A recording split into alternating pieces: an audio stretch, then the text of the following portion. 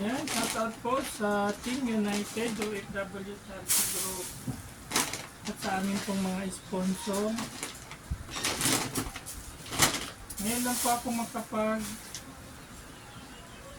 kasi na busy kami ni Ate Jo. At medyo masama din ang pakiramdam ko ng mga nakaraang araw. So bukas, mag-umpisa na po ako mag-distribute ng grocery sa ating mga napipisin ng mga beneficiary. So sana huwag po kayo magsawang mag-suporta sa ating mga kababayang labis na nangangailangan.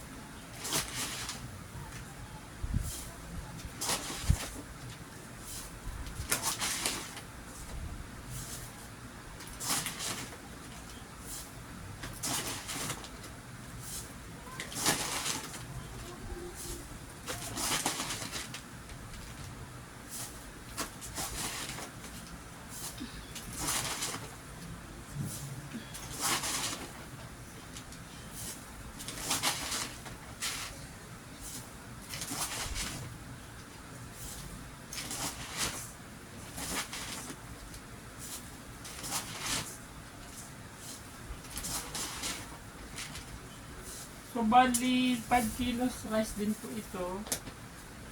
At may mga kasama ring grocery. So malaking bagay na rin po ito para sa ating mga kababayan.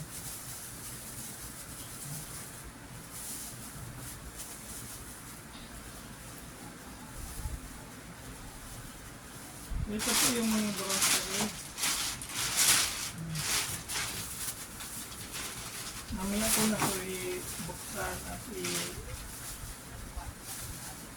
i-lagay sa plastic. Ayan.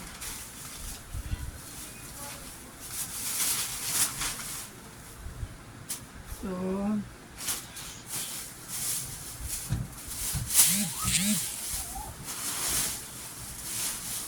iba na talaga pag nagkakaedad na marami nang iniinda. Right.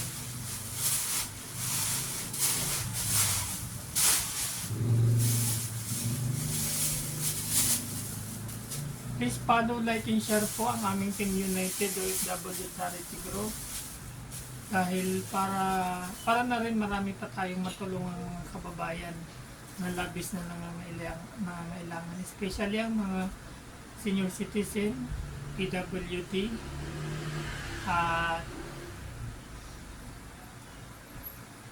yung mga least fortunate natin mga kababayan.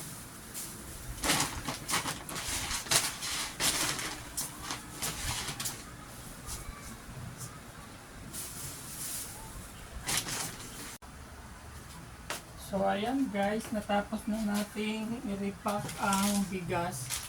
So yung grocery naman. So marami-rami rin pala ang laman ng ating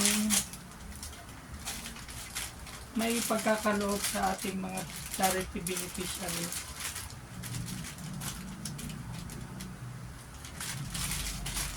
So, mapalad. Para sa mapapalad nating mga charity beneficiaries. So, ayan, may isang plastic silang grocery at 5 kilos of rice. Good luck sa mapapalad nating mga mapipiling charity beneficiaries ng Team United OFW Charity Group. At maraming salamat muli.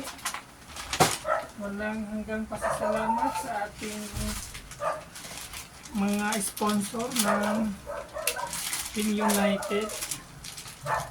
Ayan na, hands-on po talaga sa pagbigay ng tulong sa ating mga kababayang nangangailangan.